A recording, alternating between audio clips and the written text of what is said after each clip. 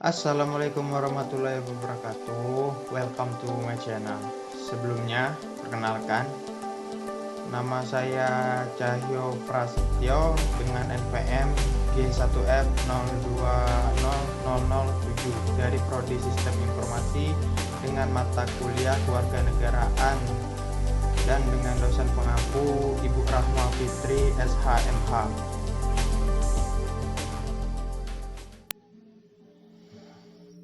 Baiklah, langsung saja ke materi pertama. Di materi pertama ada rule of law dan HAM. Rule of law. Rule of law adalah suatu legalisme hukum yang mengandung suatu gagasan bahwa keadilan dapat dilayani dengan cara pembuatan sistem peraturan dan juga prosedur yang objektif, tidak memihak, juga tidak personal secara otonom. Selanjutnya ada HAM. HAM, definisi HAM atau hak asasi manusia adalah seperangkat hak yang melekat pada hakikat dan keberadaan manusia sebagai makhluk Tuhan yang Maha Esa dan merupakan anugerahnya yang wajib dihormati, dijunjung tinggi, dan dilindungi oleh negara, hukum, pemerintah, dan setiap orang demi kehormatan serta perlindungan harkat dan martabat manusia. Hal ini tercatat dalam Undang-Undang Nomor 39 Tahun 1999 Pasal 1 Angka 1.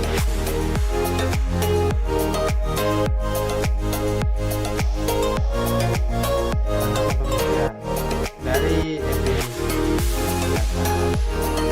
dapat dipahami bahwa hak asasi manusia tidaklah bersumber dari penguasa, negara, atau hukum, melainkan semata-mata bersumber dari Tuhan.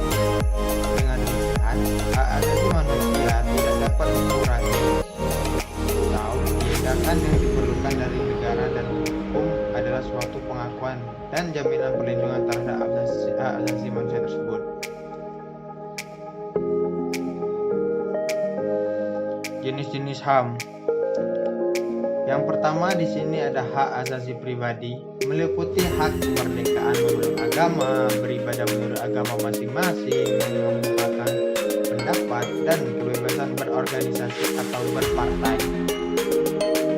Selanjutnya di sini ada hak asasi ekonomi, meliputi hak memiliki sesuatu barang, hak membeli dan menjual suatu barang, hak mengadakan suatu perjanjian atau kontrak, dan hak memilih pekerjaan sesuai dengan pekerjaan yang kita inginkan atau diinginkan.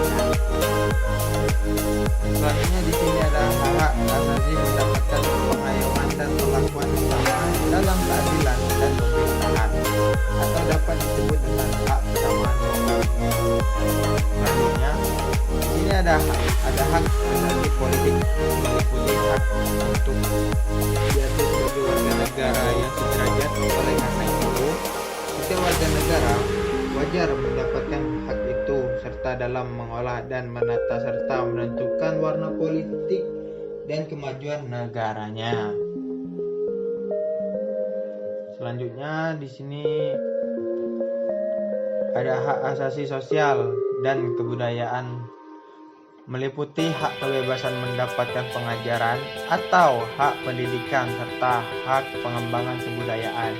Hak asasi perlakuan yang sama dalam tata peradilan dan perlindungan hukum, meliputi hak perlakuan yang wajar dan adil dalam penggeledahan, misal rahasia, penangkapan, peradilan, dan pembelaan hukum.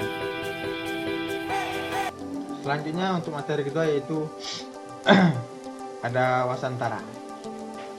Tujuan dari wasantara sendiri yaitu tujuan pertama ke dalam untuk mewujudkan kesejahteraan, ketentraman, dan keamanan bagi bangsa Indonesia. Sedangkan tujuan kedua yaitu tujuan keluar, demikian berkaitan dengan lingkungannya, yaitu ikut serta menyelenggarakan dan membina kesejahteraan dan perdamaian di seluruh dunia.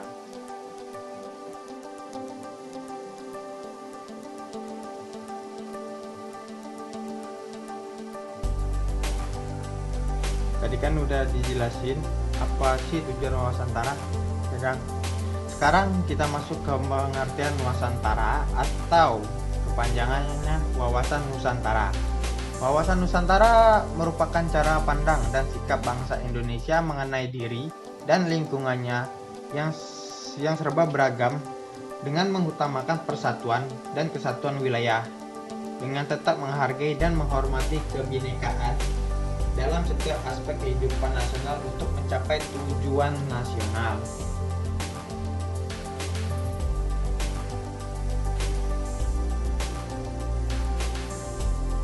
Selanjutnya ada dasar pemikiran.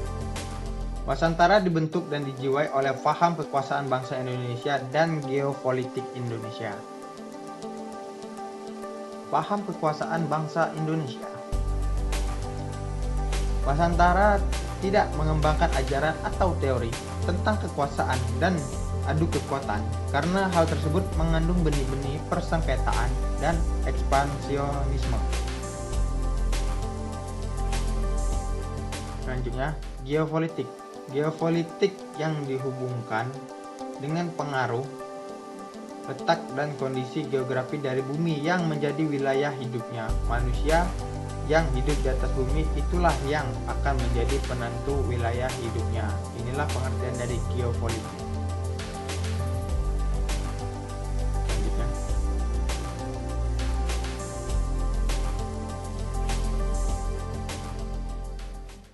geopolitik Indonesia.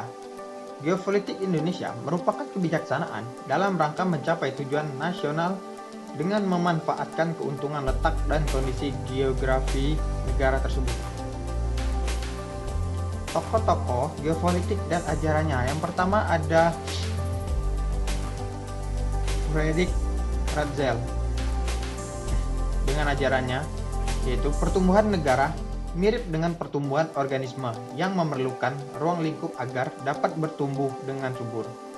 Yang kedua di sini ada Rudolf Jelen dengan ajarannya adalah negara adalah suatu organisme. Manfaat wasantara. Yang pertama di sini ada terintegrasinya wilayah darat dan laut Indonesia dalam satu kesatuan, pertambahan luas wilayah Indonesia terutama wilayah laut, dan yang terakhir ada menghasilkan cadangan sumber daya yang besar. Hakikat wasantara. Hakikat wasantara yang pertama ada ke dalam, lebih menampakkan sifat dan ciri sebagai kesatuan wilayah laut dengan pulau-pulau di dalamnya yang merupakan satu kesatuan utuh dan manunggal. Yang kedua di sini ada keluar. Nusantara yang terletak di antara dua samudra dan dua benua berada dalam posisi silang yang sangat strategis. Selanjutnya, esensi wasantara adalah cara memandang Indonesia majemuk tetapi satu, yaitu dalam Bhinneka Tunggal Ika. Bela negara. Materi selanjutnya. Sebelum kita masuk ke apa itu bela negara, pertama-tama kita harus mengetahui di sini pengertian negara. Negara adalah sekumpulan masyarakat dengan berbagai keragamannya yang hidup dalam suatu wilayah yang diatur secara konstitusional untuk mewujudkan kepentingan negara tersebut.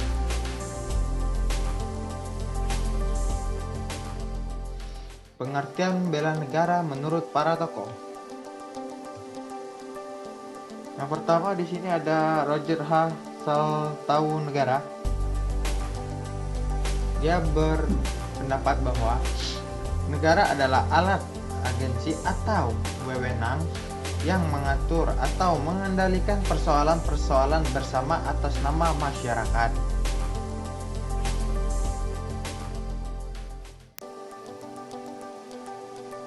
Apa fungsi negara? Fungsi negara yang pertama yaitu melaksanakan ketertiban, selanjutnya mengusahakan kesejahteraan dan kemakmuran rakyatnya. Yang ketiga tentu saja untuk fungsi pertahanan, dan yang terakhir yaitu untuk menegakkan keadilan.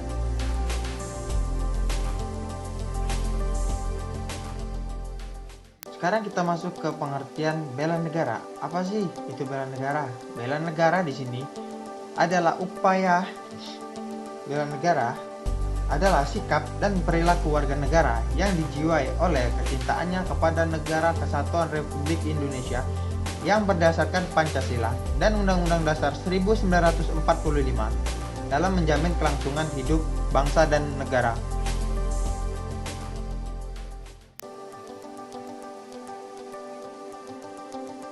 Siapa yang wajib membela negara? Bela negara adalah hak sekaligus kewajiban setiap warga negara.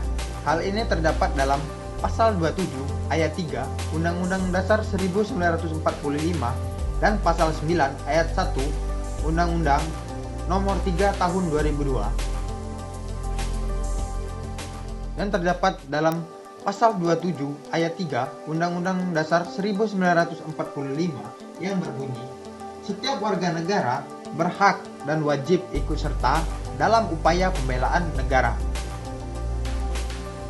Selanjutnya, Pasal 30 ayat 1 Undang-Undang Dasar 1945 berbunyi, tiap-tiap warga negara berhak dan wajib ikut serta dalam usaha pertahanan dan keamanan negara. 5 unsur dasar bela negara.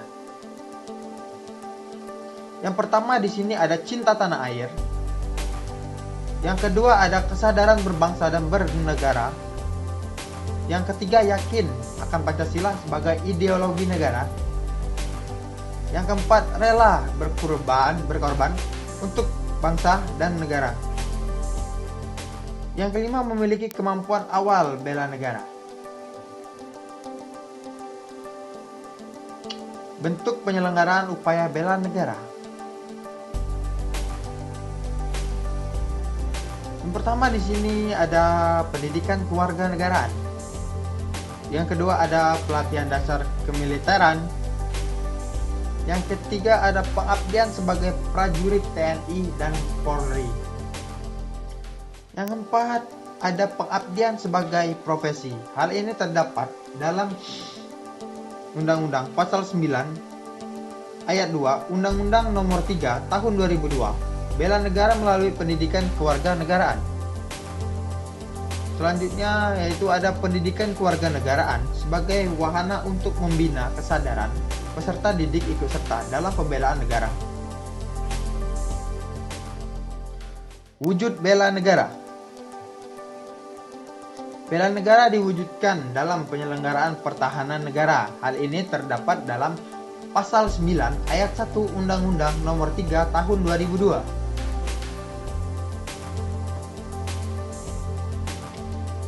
Apa sih itu pertahanan negara? Pertahanan negara adalah segala upaya atau usaha untuk mempertahankan kedaulatan negara, keutuhan wilayah negara kesatuan Republik Indonesia, dan keselamatan segenap bangsa dari ancaman dan gangguan terhadap keutuhan bangsa dan negara. Hal ini terdapat dalam Pasal 1 Ayat 1 Undang-Undang Nomor 3 Tahun 2002.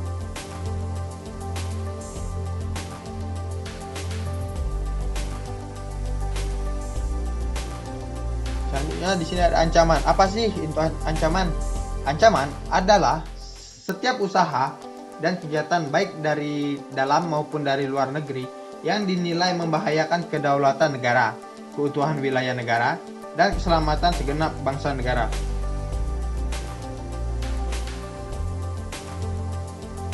Contoh ancaman militer. Pertama di sini ada agresi, yang kedua ada pelanggaran wilayah, yang ketiga ada spionase, yang keempat ada aksi teror bersenjata,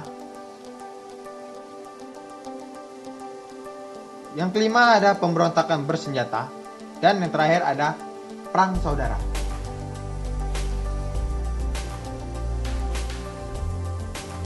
Hubungan manusia, bangsa, negara, dan konstitusi. Sebelum masuk ke penjelasannya, yang pertama-tama kita harus tahu apa itu manusia, bangsa, negara, dan konstitusi. Baiklah, langsung saja. Di sini manusia adalah makhluk ciptaan Tuhan yang memiliki kelebihan dalam akal dan pikiran serta perasaan dan keyakinan. Bangsa adalah suatu perkumpulan manusia yang memiliki kesamaan tujuan, yaitu ingin mencapai kesatuan dan persatuan.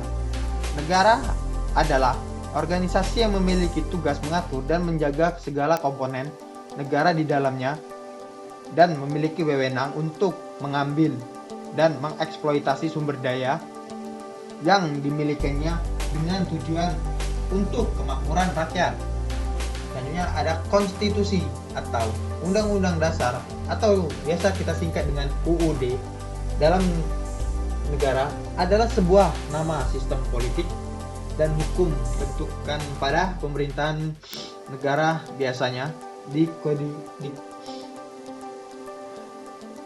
dikodifikasikan sebagai dokumen tertulis atau biasanya didefinisikan sebagai dokumen tertulis. Konstitusi adalah badan doktrin dan praktis yang membentuk prinsip pengorganisasian fundamental negara politik.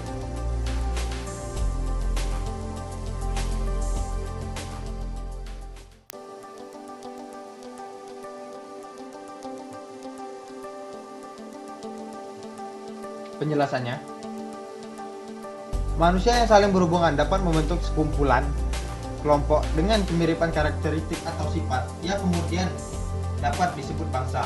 Sebuah bangsa ini pada awalnya mendiami sebuah wilayah tertentu yang ada kalanya bersinggungan dengan wilayah lain yang dihuni oleh bangsa lain.